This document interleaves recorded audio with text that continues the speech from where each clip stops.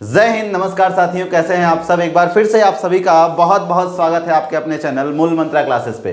तो मित्रों, आज हम बात करने वाले हैं, अभी तक हमने बात किया था कि टेंस के बारे में हम लोग बेसिक स्ट्रक्चर जान रहे थे और बात किए थे पास्ट परफेक्ट टेंस के बारे में। उसके बाद हमें स्टार्ट करना था पास्ट परफेक्ट कॉन्टिन्यूअस टेंस। तो मित्रों, आइए हम लोग बात करते हैं पास्ट परफेक्ट कॉन्टिन्यूअस टेंस क्या होता है।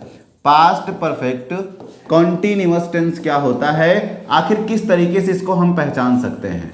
पास्ट परफेक्ट कॉन्टिन्यूअस टेंस को हम लोग पहचानना सीखेंगे, किस तरीके से इसको हम लोग पहचानेंगे। याद रखिएगा मित्रों, सेम जैसे मैंने आपको बताया था प्रेजेंट परफेक्ट कॉन्टिन्यूअस टेंस, वैसे ही आज आपका पास्ट परफेक्ट कॉन्टिन्यूअस टेंस आ जाता है। उसमें क्या था, जब कोई वर्क आपका प्रेजेंट टाइम पे चलता रहे, साथ ही साथ समय दिखाया जाए।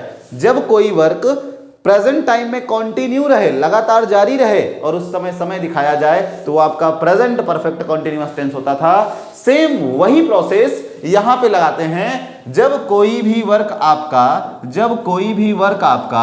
कंटिन्यू रहे, वो भी किसमें, पास्ट में। जब कोई भी वर्क आपका पास्ट में कंटिन्यू रहता है और साथ ही साथ आपको क्या दिखाया जाता है, समय दिखाया जाता है, तो वो आपका क्या कहलाता है, पास्ट परफेक्ट कॉन्टिन्यूअस टेंस।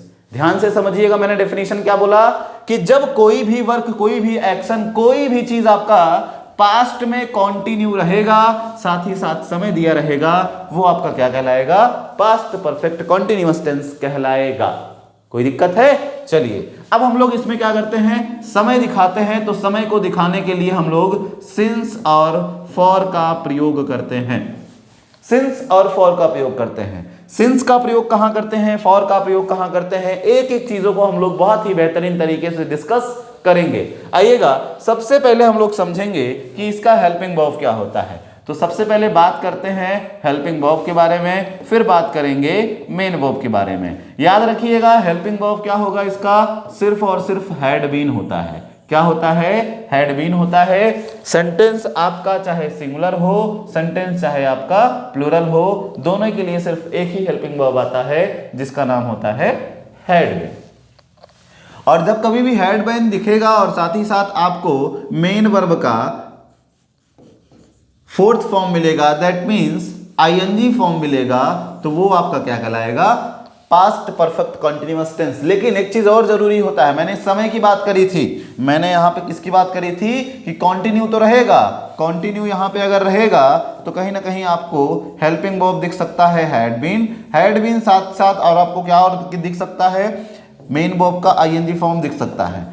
ये तो आपका कंडीशन होता ही है। साथ ही साथ समय को भी देखना पड़ता है कि सिंस फॉर भी आना चाहिए। तो इसका मतलब है यहाँ पे आपका ये सब चीज आएगा, लेकिन उस टाइम को दिखाने के लिए सिंस और फॉर का प्रयोग किया जाएगा। किसका किसका, सिंस और फॉर का। सिंस का प्रयोग कहाँ पे होगा, सिंस का प्रयोग होगा निश्चित समय के लिए। निश्चित समय मतलब क्या हुआ, फॉर का प्रयोग होगा अनिश्चित समय के लिए। दोनों का मतलब समझिएगा, दोनों का मतलब समझिएगा, दोनों का मतलब क्या होता है, अनिश्चित समय के लिए।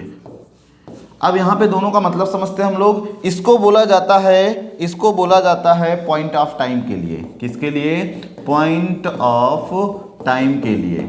और इसको बोला जाता है, इसको यूज करेंगे हम लोग पीरियड ऑफ टाइम के लिए।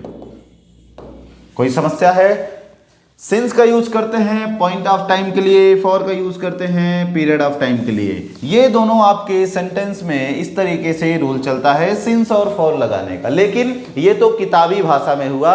एक ट्रिक याद रखिएगा हमेशा के लिए, लगभग हर जगह आपका ये ट्रिक फॉलो कर जाएगा, जो कि मैंने आपको प्रेजेंट परफेक्ट टेंस के वीडियो में मैंने आपको बताया था। प्रेजेंट परफेक्ट टेंस के वीडियो में मैंने आपको बताया था कि सिंस और फॉर का कॉन्सेप्ट क्या होता है। ठीक है ना। आइएगा फिर हम लोग समझते हैं स्ट्रक्चर क्या बनेगा और सिंस और फॉर को प्रयोग कैसे करेंगे। सीधा सीधा मैं आपको यहीं पे बता देता हूं सिंस फॉर का प्रयोग कैसे करेंगे। समझिएगा, सिंस फॉर का प्रयोग देखिएगा, सिंस का प्रयोग तब करेंगे, फॉर का प्रयोग तब करेंगे। कब करेंगे, जब दिया गया समय आपका वन वर्ड का होगा। दिया गया समय आपका वन वर्ड का होगा तो उसके साथ क्या प्रयोग होगा, सिंस का प्रयोग। दिया गया समय अगर आपका टू वर्ड का होगा तो उसके लिए फॉर का प्रयोग किया जाएगा। लेकिन इसके लिए एक्सेप्शंस भी आ जाता है भैया। ये रूल, क्योंकि एक ट्रिक है, और जब ट्रिक है तो ट्रिक यहाँ पे अगर है तो ट्रिक जरूरी नहीं 100% आपका यूज ही हो जाए। चलिए हमने ट्रिक क्या बताया अभी आपको, सिंस और फॉर का। सिंस का यूज करेंगे, सिंस का कहाँ यूज करेंगे, सिंस का यूज करेंगे वन वर्ड के लिए, और फॉर का यूज करेंगे टू वर्ड के लिए। इतनी बातें मैंने आपसे करी थी, लेकिन ध्यान दीजिएगा ये रूल आपका 100% नहीं अप्लाई होगा। ये रूल आप 99% अप्लाई कर सकते हैं, बट 1% आपको धोखा देगा। जब कभी भी दिए गए समय में आपको लास्ट दिख जाए या क्लॉक का टाइमिंग दिख जाए, क्या दिख जाए, क्लॉक का टाइम दिख जाए, तो जब कभी लास्ट दिखेगा या क्लॉक का टाइम दिखेगा तो वहां पे हमेशा आपको क्या लगाना है, सिंस लगाना है। इस चीज को दिमाग में याद रखिएगा, यही आपका 1% फंसा सकता है, बाकी कहीं भी आपको दिक्कत नहीं आने देगा। लास्ट के साथ एक केस और बन जाता है। लास्ट अगर थोड़ा सा और आपको फंसाना चाहता है तो समझिएगा, जब लास्ट के साथ वन वर्ड लगा रहेगा तो आपको वहां पे सिंस लगाना है। क्या लगाना है, सिंस लगाना है।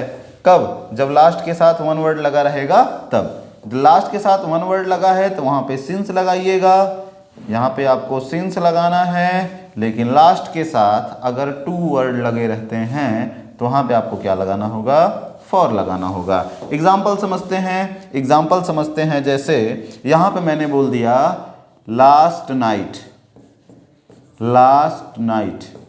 अब बताइए लास्ट के साथ कितने वर्ड लगे, वन वर्ड लगे। लास्ट के साथ वन वर्ड लगेगा तो क्या लगेगा, सिंस। इसका मतलब है यहाँ पे क्या लग जाएगा, सिंस लग जाएगा। लेकिन फॉर के साथ देखिएगा, यहाँ पे मैंने बोल दिया last two year, last two year. देखिए लास्ट के साथ कितने वर्ड लगे, टू वर्ड लगे। इसका मतलब यहाँ पे क्या लग जाएगा, फॉर लग जाएगा। कॉन्सेप्ट क्लियर हुआ कि नहीं हुआ, कॉन्सेप्ट क्लियर हुआ कि नहीं हुआ। वर्ड को ही काउंट करना है, इसके अकॉर्डिंग आपको सिंस फॉर लगा देना है। स्क्रीनशॉट ले लीजिए, पूरा कॉपी कर लीजिए। मैं कहता हूं कहीं भी आपको कोई भी दिक्कत नहीं आएगी। चलिएगा दोस्तों, आगे बात करते हैं हम लोग इसका स्ट्रक्चर क्या बनता है। तो स्ट्रक्चर सेम सबसे पहले हम लोग बात करते हैं अफर्मेटिव के बारे में, फिर हम लोग बात करेंगे नेगेटिव के बारे में, फिर बात करेंगे वर्बल टाइप के बारे में, और फिर बात करेंगे WS टाइप के बारे में। चलिए एक एक चीज़ को बहुत ही बेहतरीन तरीके से हम लोग समझते हैं स्ट्रक्चर कैसा होगा। जब कभी भी अब अगर आपका अफर्मेटिव बनेगा तो सब्जेक्ट सबसे पहले आएगा, फिर आपका हेड बीन आएगा, हेड बीन आएगा, और हेड बीन आएगा तो मेन वर्ब का ING फॉर्म भी आएगा। ING फॉर्म के साथ साथ आपका ऑब्जेक्ट आएगा। ऑब्जेक्ट के साथ साथ टाइम दिखाने के लिए सिंस फॉर आएगा। क्या आएगा, सिंस फॉर आएगा। और सिंस फॉर आएगा तो जो समय दिया रहेगा समय फॉर यहाँ पे लिखा रहेगा। इस तरीके से आपका बनता है ये अफर्मेटिव का स्ट्रक्चर। नेगेटिव का क्या होगा, सब्जेक्ट आएगा, जो आपने यहाँ पे हेड लगाया है ना, हेड के जस्ट बीच में नॉट आ जाता है, और नॉट के बाद क्या आएगा, बीन आएगा। फिर आपका क्या लग जाएगा, मेन वर्ब में बहुत ही, तो यहाँ पे ING फॉर्म हो गया, फिर आपको ऑब्जेक्ट हो गया, फिर आपका सिंस फॉर हो गया। सिंस फॉर के बाद आपका क्या हो जाएगा, समय हो जाएगा। ये आपका हो जाता है, ये आपका बन जाता है नेगेटिव का स्ट्रक्चर। वर्बल का स्ट्रक्चर क्या बनता है, तो वर्बल का स्ट्रक्चर समझते हैं हम लोग। वर्बल के स्ट्रक्चर में सबसे पहले आपका हेड दिख जाएगा, फिर आपका क्या दिखेगा, सब्जेक्ट दिखेगा, फिर आपको बीन दिखेगा। बीन के जस्ट तुरंत बाद मेन वर्ब का ING फॉर्म दिखता है, उसके बाद आपको ऑब्जेक्ट दिखेगा, और उस समय को दिखाने के लिए सिंस और फॉर का प्रयोग करते हैं। देन लास्ट में टाइम आ जाता है। देखिएगा मैंने आपको जो स्ट्रक्चर बना के दिया है, स्ट्रक्चर पे एक एक प्लेस सबका फिक्स कर दिया गया है कि अगर हेल्पिंग वर्ब आएगा हेड तो बीन जो होता है, याद रखिएगा, नॉट हो गया, बी हो गया, बीन हो गया या बीइंग हो गया, ये सभी जितने होते हैं कभी भी सब्जेक्ट के पहले नहीं आते हैं। इस चीज को याद रखिएगा। नॉट हो गया, बी हो गया, बीन हो गया और आपका बीइंग हो गया, ये कभी भी सब्जेक्ट के पहले नहीं लिखा जाएंगे। अगर लिखा गया तो समझ लीजिएगा सेंटेंस में गलती है। इतनी बात क्लियर हुई। चलिए इसको इरेज कर देते हैं। इसके बाद हम लोग ध्यान देते हैं अगले क्वेश्चन पे, अगला क्वेश्चन मतलब स्ट्रक्चर अगले पे ध्यान देते हैं। स्ट्रक्चर क्या है आपका, स्ट्रक्चर अगर WH टाइप का बनता है तो सबसे पहले आपका WH वर्ड आएगा। WH वर्ड आने के बाद आपका क्या लग जाएगा, हेड लग जाएगा। देन आपका क्या लग जाएगा, सब्जेक्ट लग जाएगा। सब्जेक्ट के बाद आपका बीन लग जाएगा। बीन के बाद मेन वर्ब का ING फॉर्म बन जाएगा। ING फॉर्म बनने के बाद ऑब्जेक्ट आ जाएगा। और ऑब्जेक्ट के बाद यहाँ पे सिंस और फॉर लग जाएगा, देन आपका यहाँ पे टाइमिंग आ जाएगा। इस तरीके से आपका बनता है ये चारों स्ट्रक्चर। अब बात करते हैं, जैसे कुछ लोग चाहते हैं कि इसमें हम नेगेटिव भी लगा देंगे सर, तब क्या हो जाएगा? तो याद रखिएगा, नेगेटिव बनाना होगा सब्जेक्ट के जस्ट तुरंत बाद क्या लगा दीजिए? नॉट लगा दीजिए। यहाँ पे नेगेटिव बनाना है सब्जेक्ट के बाद क्या लगा दीजिए? नॉट लगा दीजिए। तो ये आपका वर्बल टाइप का नेगेटिव बन जाएगा, आपका WH टाइप का नेगेटिव बन जाएगा। कोई दिक्कत है इसमें? कोई दिक्कत नहीं आनी चाहिए। इस तरीके से अगर आपका स्ट्रक्चर दिख जाता है, सीधा सीधा आप कहेंगे आपका कौन सा टेंस होगा? पास्ट परफेक्ट कॉन्टिन्यूअस टेंस कहलाएगा। ये आपका क्या कहलाएगा? पास्ट परफेक्ट कॉन्टिन्यूअस टेंस कहलाएगा। कोई दिक्कत है? एक बार फटाफट मैं आपको फिर से रिवीजन करा देता हूं कि पास्ट परफेक्ट टेंस क्या होता है, पास्ट परफेक्ट कॉन्टिन्यूअस टेंस क्या होता है। जब कभी भी कोई भी वर्क आपका कॉन्टिन्यूअस में किया जाता है और साथ ही साथ समय दिया जाता है, कंटिन्यू रहता है, समय दिया जाता है, तो आपका वो पास्ट परफेक्ट कॉन्टिन्यूअस होता है, जिसमें आपका helping verb has had been लगा रहता है, मेन वर्ब का ing फॉर्म लगा रहता है और समय को दिखाने के लिए सिंस फॉर का प्रयोग किया जाता है। यही आपका कहलाता है past perfect continuous.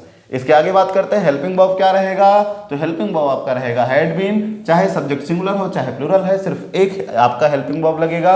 Main verb का क्या प्रयोग होगा? मेन वर्ब का हमेशा फोर्थ फॉर्म लगेगा, दैट मीन्स ing फॉर्म लगेगा और उस समय को दिखाने के लिए सिंस फॉर का प्रयोग किया जाता है।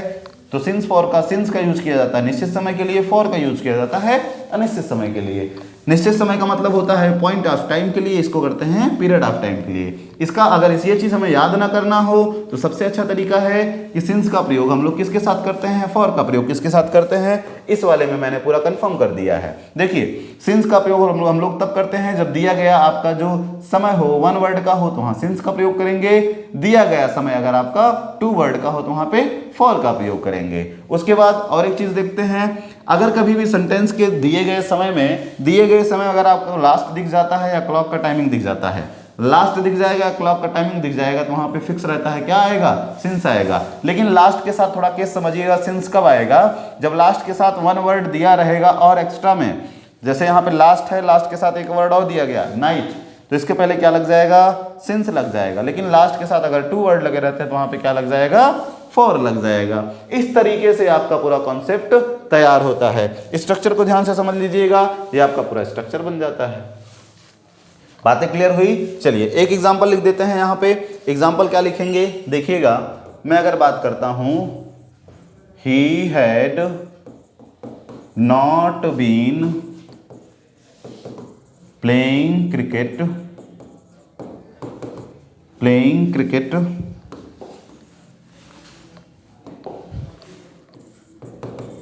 Since morning.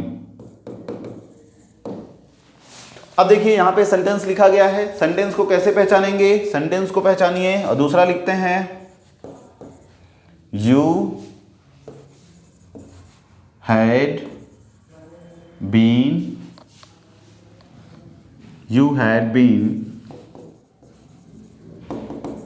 studying this book for 2 hours। कैसे आप पहचानेंगे इस चीज को? देखिएगा, अगर इस चीज को पहचानना है तो बहुत ही आसान तरीका है। आसान तरीका क्या है? मैंने आपको क्या बोला? कोई भी टेंस अगर आपको पहचानना हो, उस टेंस में सिर्फ और सिर्फ हेल्पिंग वर्ब पे नजर रखिए, दूसरा मेन वर्ब पे नजर रखिए। हेल्पिंग वर्ब पे नजर रखिए, मेन वर्ब पे नजर रखिए, फटाक से आप लोग पहचान जाएंगे कि वो उसमें कौन सा टेंस होगा। जैसे हेल्पिंग वर्ब क्या है इसमें? देखिए यहाँ पे हैड बीन दिया गया है, हैड बीन दिया गया है और मेन वर्ब में कौन सा फॉर्म लगा है?